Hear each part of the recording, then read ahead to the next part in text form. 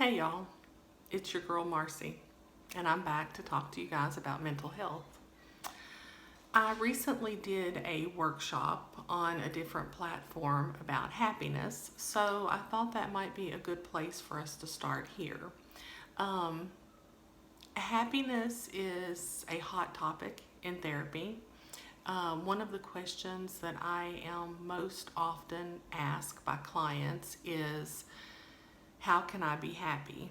Or some variation of that. It might be, why am I not happy? But what most people want to know is how they can be happy.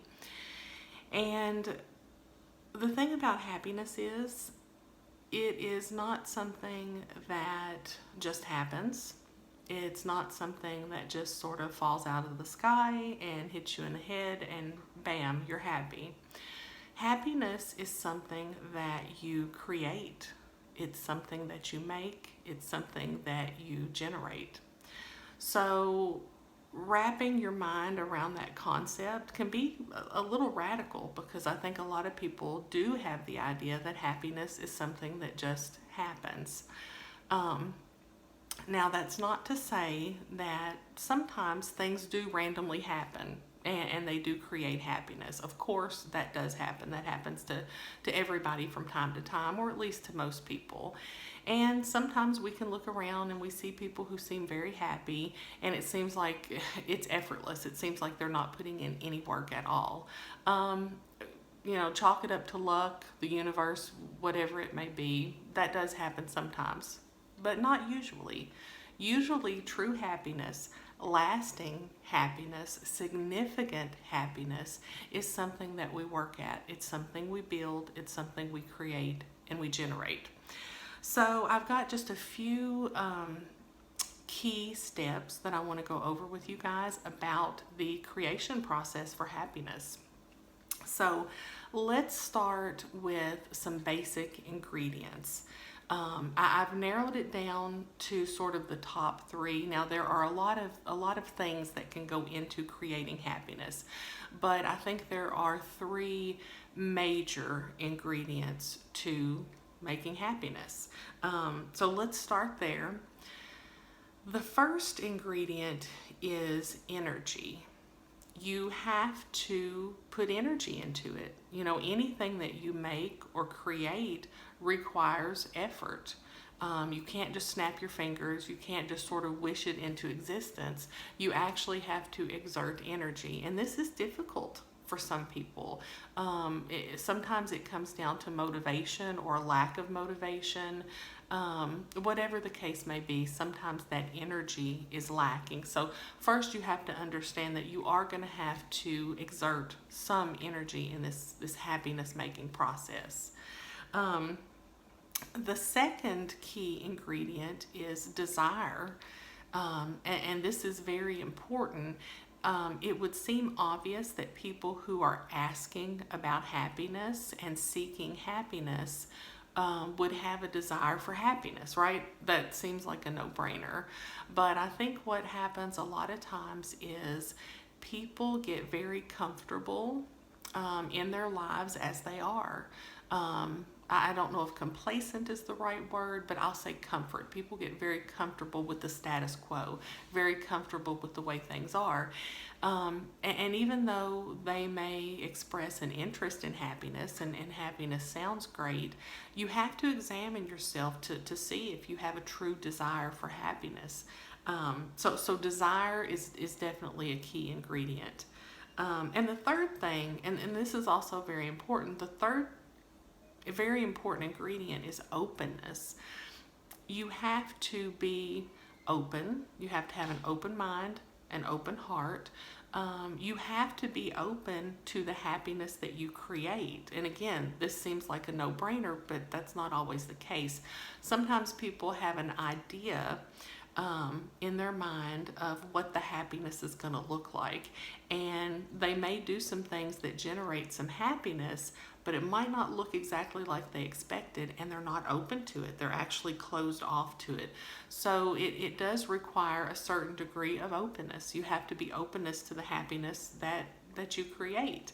So those are the three key ingredients. Like I said, there are other, ingredients that can go into this recipe, so to speak, but these are the top ones. So you need energy to create, you need a true desire for happiness, and you need an openness to accept the happiness that you create. The next big component to this process is identifying and addressing barriers. There are many barriers to creating happiness, many, but as with the ingredients, I've sort of narrowed this down to a top three because there are three big ones, okay? The first barrier is toxicity, or you might view this as negativity. It might take the form of an environment. You might be in a toxic environment that is sort of prohibitive of creating happiness. A lot of times toxicity will take the form of people in your life. Some toxic people are easy to identify, but some are not so easy to identify. In fact, toxic people have a tendency to hide themselves very well, or hide their toxicity in your life. And what's interesting is that if you undergo this effort to start creating happiness, and you start actually doing these things and working hard on it, and creating some happiness, or trying to, these toxic people that might be hiding in plain sight in your life will start to reveal themselves pretty quickly. Your effort to create happiness is almost like a beacon for their toxicity. They hone in on that happiness you're trying to create, and they want to squash it because they're toxic, right? So it's very important to be able to identify toxic people, and we may do a series later on about toxicity, how to identify toxic people and what to do about them. But for right now, for these purposes, toxicity, negativity, things and people that are just constantly fueling negativity in your life, this is a huge barrier for happiness creation. The next big barrier that a lot of people come up against is low self-esteem. This is a huge barrier for lots of things in your life, but it's a big barrier for happiness creation. And when it comes to creating happiness, it's not even so much general low self-esteem. I mean, lots of people have low self-esteem about certain things. There might be something about your appearance that you're not crazy about, or maybe there's some aspect of your personality that you don't love. Those are not always barriers to creating happiness. You can still have a happy life and have some low self-esteem.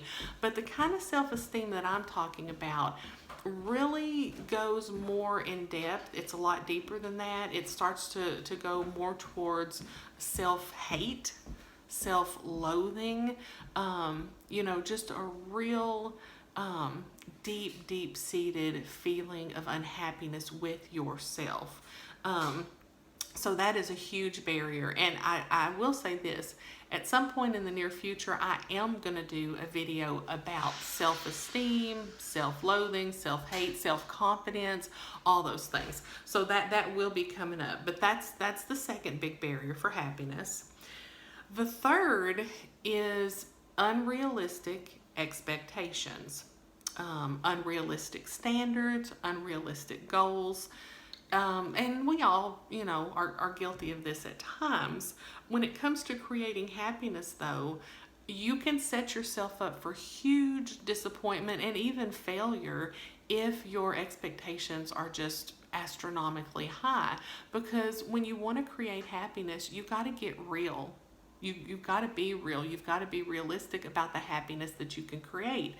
Now, we all daydream and fantasize about, winning the lottery, or dating a movie star, or taking a around the world vacation, or whatever the case may be. Sure, it's fun to think about all those grand things, but when it comes to actually creating happiness in your own life, you've got to be more realistic about things. You've got to really think, are there limitations?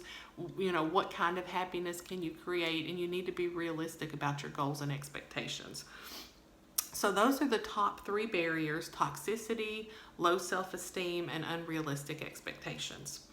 So now we've got the major ingredients, we've got the major barriers, and I want to throw out now some helpful activities, okay? So, once you determine whether or not you have the ingredients that you need to create happiness, or can you get the ingredients? Maybe you don't have them, but you can get them, you can work on them. Once you figure out what the barriers are that are existing in your life, what you need to do to work on those, if you can work on those, then the decision is, okay, I've got this, I can do this. Yes, I want to create some happiness in my life. So when you get to that point, there are a few little activities that will help you along the way in your journey to create happiness. Then this is very important. This first thing that I'm going to say, I cannot tell you guys how many times people come to me in therapy and tell me that they don't have any hobbies. They don't have any interest. I'm amazed. I'm astounded by this. The biggest piece of advice that I could give to you as a therapist, as a friend, as anybody, is to get a hobby. Everybody needs something, a little something to fill their time, when they have downtime, something to look forward to, something to feel a little bit passionate about. And it can literally be anything. Now, there are many people who have multiple hobbies, and I will say this. When I think about the people that I know just in general, in my life, the ones who are happy, who seem very happy, who seem to be very good at creating happiness, every person that I think of has some type of hobby. They have some sort of interest. They've got something going on in their life. And the thing about a hobby is, even though it can be a great way to meet other people and make friends and all those good things, which are also great for creating happiness, it's also something that's just for you. I see so many people who have so many stresses and pressures and obligations, whether it's work or kids or spouses or whatever it may be. They just don't have anything for themselves, and we need that. Everybody needs a little something just for them, even if you don't have a ton of time to dedicate to it, to squeeze it in somewhere. So my biggest piece of advice for anybody who wants to just have a more fulfilling life and create some happiness is get a hobby, develop an interest. It could be anything. It could be something artistic. It might be something athletic. I mean, really just anything. So I strongly encourage you guys, if you don't have a hobby or some sort of interest, work on developing that, okay?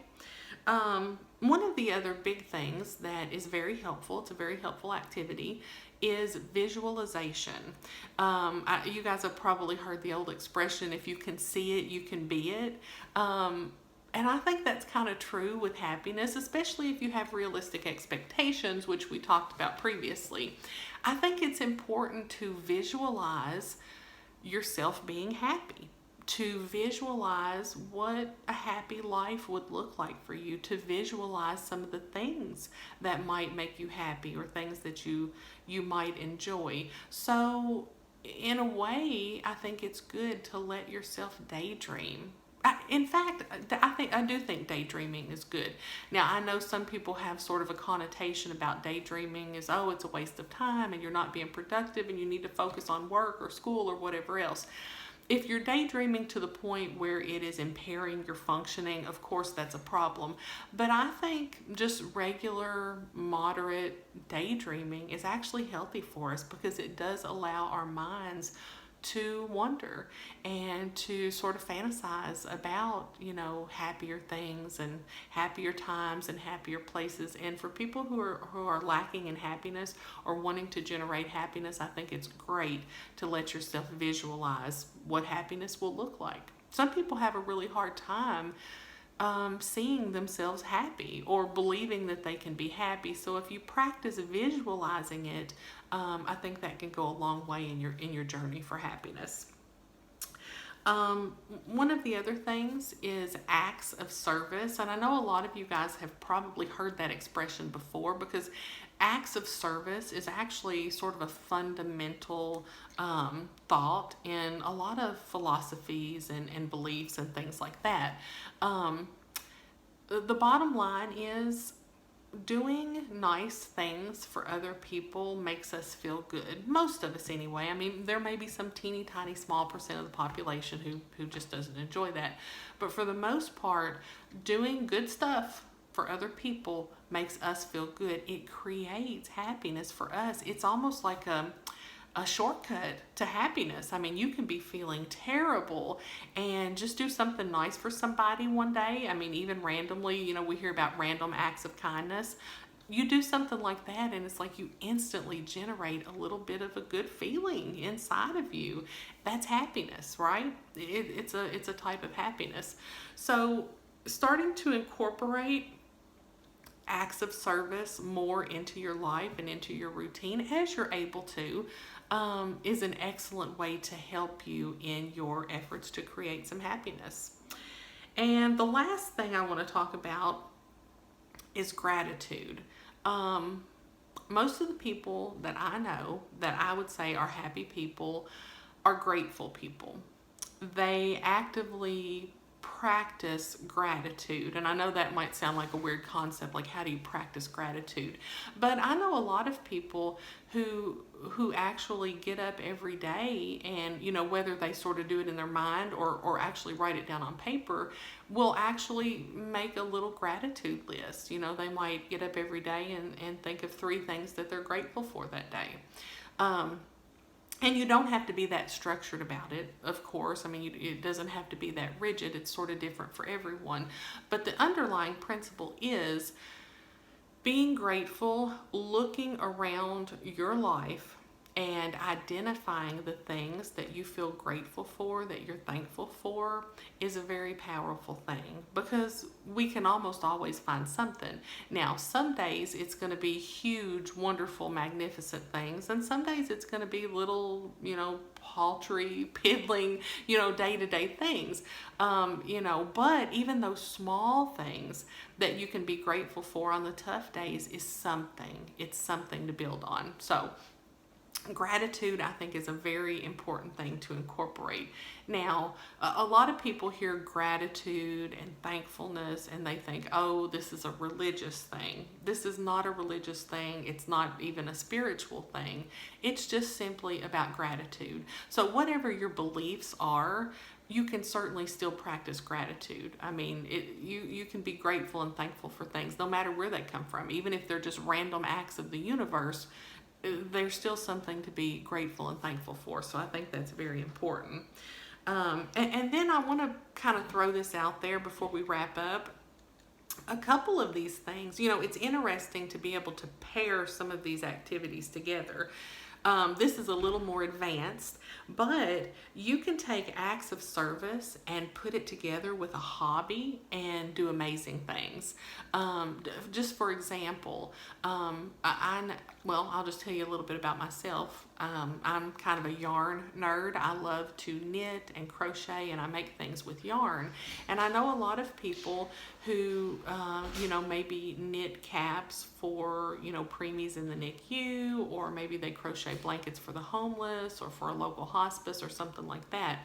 So in doing things like that, you can actually take a hobby or an interest that you have or that you're interested in pursuing, and you can put that together with acts of service, and that is a very powerful thing. The happiness generated from that is amazing. So it's nice to kind of, take all of these tools, take all of these ingredients, and think outside the box. I mean, there's lots of ways you can kind of, work these things in together to even further your journey to create happiness. So, okay, I don't want to drone on too long. I know you guys have a limited amount of time, but I hope this has been helpful to you. Like I said, this is sort of a workshop that I did on another platform, and actually today's given me a chance to get a little bit more in depth with it, so I hope it was helpful. Please feel free to leave me some feedback in the comment section. Let me know what you think. Let me know about other topics that you want to hear about in the future, or anything that you want to discuss, just to give a little sneak peek at what's coming up. I'm planning a discussion probably next about bipolar disorder. I've had a request to talk about that, so we're going to talk about that. I do want to have a discussion in the future about self-esteem, building self-esteem, and discussing self-esteem issues. So I know those are two things that are definitely coming up. But hit me up in the comments. Let me know what you guys want to hear about, and I would love to have your feedback. And hit that like button and subscribe. That way you won't miss any future videos. All right, see you next time.